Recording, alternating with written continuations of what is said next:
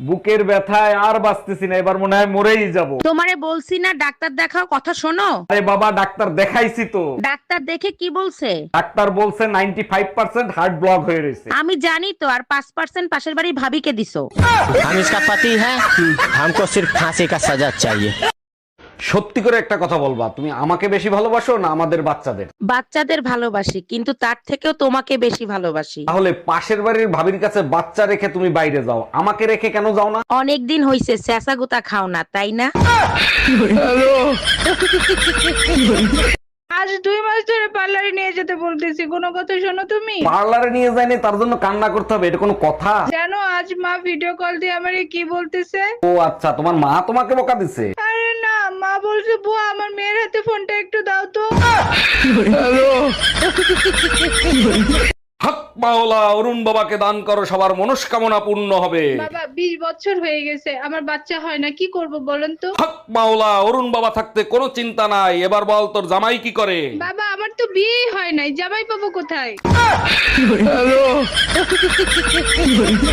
এমনিতেই শীতে বাঁচি না, তার ভিতরে গায়ে ঠান্ডা দিয়ে ফাজলামি মারে। আরে কি হয়েছে? কে তোমার গায়ে ঠান্ডা লাগাইছে? আরে দোলন ভাবি, ঠান্ডা হাতটা আমার গায়ে ঠাইসা ধরছে। এতে তো ঠান্ডা লাগার কথা না। দোলন ভাবি আমাকে যখন ধরে তখন তোমার শরীর গরম হয়ে যায়।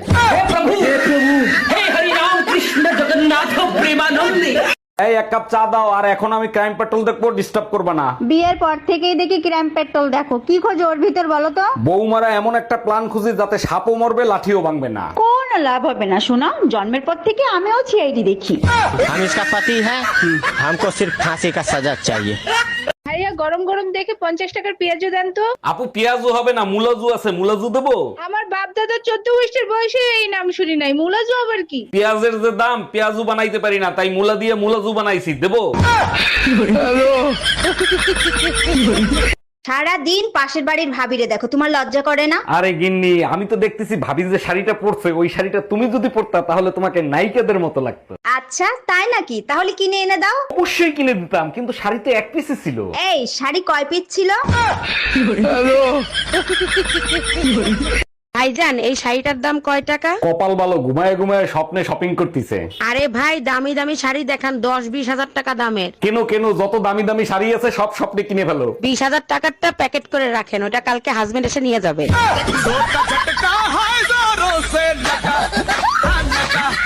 ভাইয়া, এখানে কি চায়না ভাষা শেখানো হয়? জি আপু, এখানে চায়না ভাষা শেখানো হয়। তাহলে ভাই আমাকে তাড়াতাড়ি চায়না ভাষা শিখায় দেন। তার আগে বলেন, আপনি এত তাড়াতাড়ি চায়না ভাষা কেন শিখবেন? চায়না যাবেন নাকি? আরে না, আমার একটা বেবি হইছে চায়নাদের মতো, তাই চায়না ভাষা শিখবো। তাই জানো, পাশের বাড়ির ভাবির ভুলে যাওয়ার রোগ হইছে। এর জন্যই আমার এত বড় একটা সর্বনাশ হয়েছে। ভুলে যাওয়ার রোগ ভাবির হইছে, তোমার সর্বনাশ হলো কি করে? ভুলে যাওয়ার রোগ হয়েছে ভালো কথা, তাই বলে সোফায় শুই রেখে ভুলে যাবে? তাই তুমি ভাবির সোফায় কি করতে গেছিলা? Bye bye tata. Hello TikTok company, আমার আইডিটা ফ্রিজ হয়ে রয়েছে, কি করে ঠিক করব? একটু বাংলায় বললে ভালো হয়। আপনার আইডিটা ফ্রিজ থেকে বের করে ওভেনের ভিতর ঢুকিয়ে দেন। আরে ভাবি, এই শীতে কোথায় যাচ্ছেন আপনি? গরিবদেরকে কম্বল আর ভালোবাসা দিতে যাচ্ছি। আপনি শুধু ভালোবাসা দেন, তাতেই গরিবরা খুশি হয়ে যাবে। কি বলেন, শুধু ভালোবাসা দিলেই হবে, কম্বল দিতে হবে না? একবার ভালোবাসা দিয়েই দেখেন, গরিবরাই আপনাকে কম্বলের ভিতর নিয়ে নেবে।